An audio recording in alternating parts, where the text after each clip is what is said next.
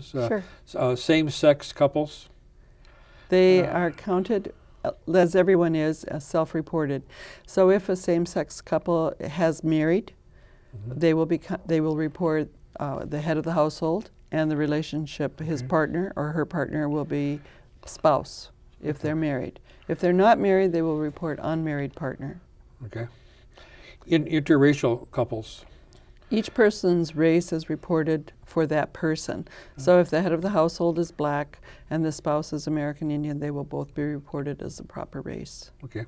And their children will be reported as multi-race. So they can report, in this example, they would be black and American Indian. Okay. Homeless people? Homeless people are counted separately in an enumeration called shelter survey, and that'll probably take place on 3 separate evenings in the end of March of 2010. And the Bureau is currently collecting addresses of shelters and places where homeless people congregate. And what happens to people who have just recently lost their home? Their home has been foreclosed, their mortgage has been foreclosed. What happens to them? That's one of our big challenges, because we need to make sure that people know if you're living with mom and dad just temporarily, but you don't have another residence because you've lost your house, you need to be counted at that residence. So you should be counted there? Absolutely. Okay. That's your usual residence if you don't have another one. In a similar way, what about college students? College students are counted at the college, because that's considered by census residence rules their usual address on April 1st. But if you're living at home and going to college, you are at home. You counted at home. But if you're living in St. Paul and you're going to St. Cloud State and you're living there, you're counted in St. Cloud. Correct. Okay.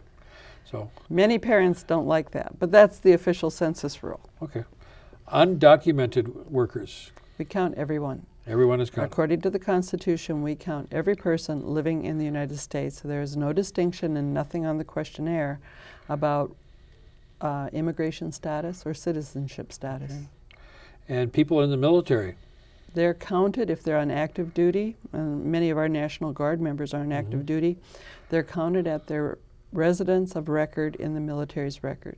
So if you're in the National Guard and you happen to be in Iraq or Afghanistan, you're counted here. In Minnesota, if that's your residence of record. If you're a career military person and you haven't lived at home, you'll be counted at your base. At your base. Okay.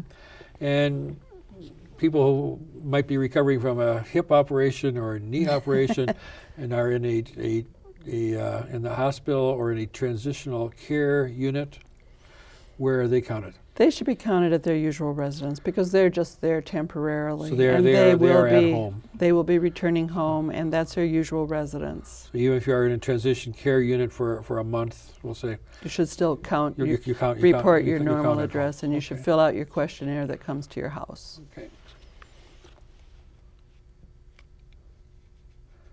Continuing talking about the census, let's talk about privacy issues.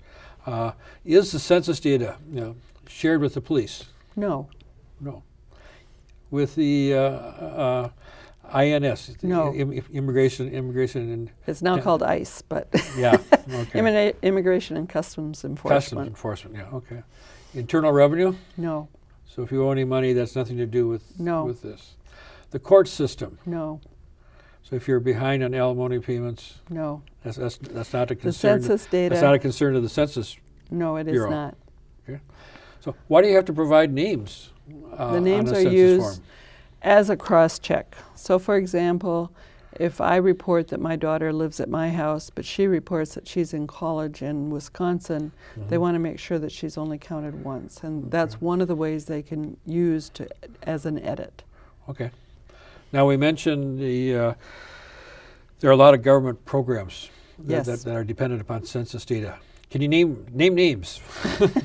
Well, I actually brought this whole list.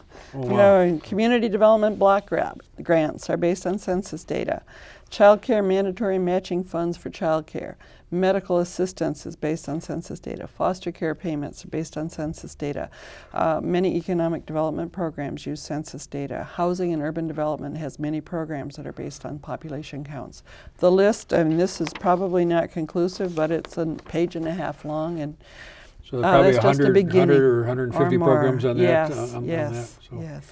For political junkies, we get all excited about whether we're going to have 8 members of Congress exactly. or 7 members of Congress, but that's not nearly as important, perhaps, for most people as all these different agencies right. that are counted. Yeah. Exactly. So it's kind of, well, I kind of think of it as a 3-legged stool.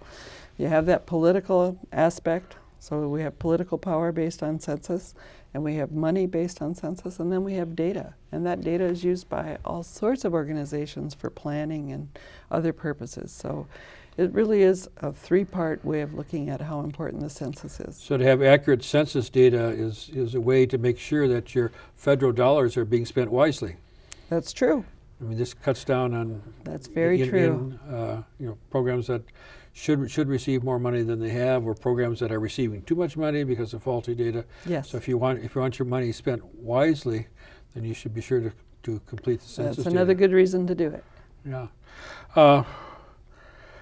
State of Minnesota, may lose this one member of Congress, depending on that 3,000-4,000, and all the money that goes with it. What other states are on this tipping edge of downward?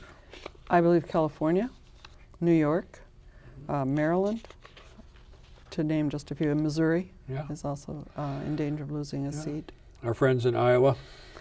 No, I don't believe so. Well, they're okay. They're okay. I had read at one time that it was questionable. It may be, but I don't think they're in the top list. Okay. But and the state of Michigan. Yes, Michigan my home state. Yes, it could because of the collapse of the economy. With, exactly. With the overall thing. So the states that are gaining, you mentioned Texas, and, Arizona, Florida, Nevada. Yeah. Those are 4 at least that will gain. Yeah, and a state like Texas has lots of members in the state house and receives lots of government aid, and their programs are ready, and they will be receiving more. Yes. In fact, Texas has 32 members of the House right now. We have 8, and they may gain 3 or 4. Three or four. Yeah. Correct. Okay.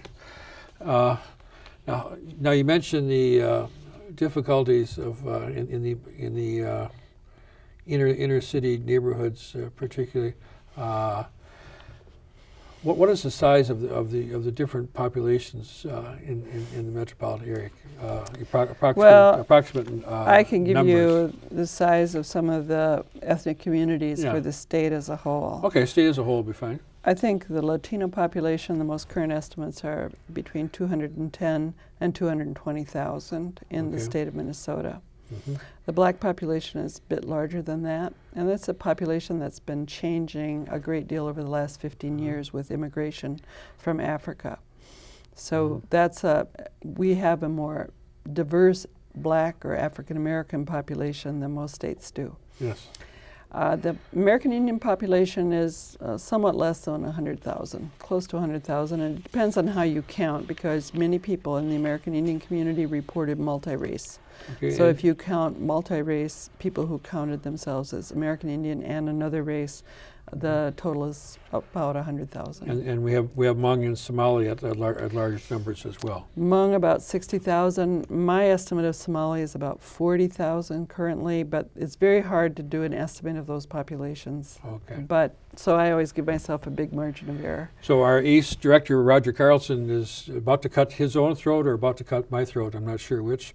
So, we have to close. On behalf of the State Retiree Council, afl-cio, I thank today's guest, Barbara J. Ronningen, for sharing her knowledge and her experience and her expertise involving the census, and especially this 2010 census. Remember, if you are a snowbird, be sure to complete the form when you return after April 1st, and avoid completing that form in your temporary winter home. We want to count you here. It's very important that you count you here. That's right. Barbara, we need you to return after the census is complete. I would be happy to. And to share some of the findings with us. Okay. So I thank you for joining us today, and thank you, our viewers, for watching.